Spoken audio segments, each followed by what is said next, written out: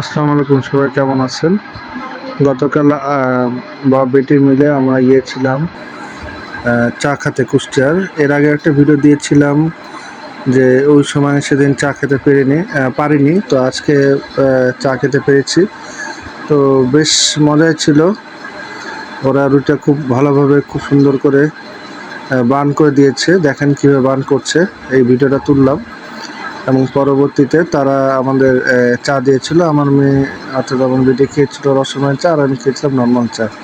তাদের চা বানানোর প্রসেসটাও সুন্দর।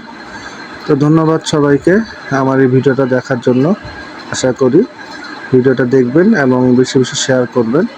আর একটা কথা, এই পোড়ারুটির চার দোকানের নাম হচ্ছিল মুহূর্ত, যেটা মিরপুর 2 অবস্থিত,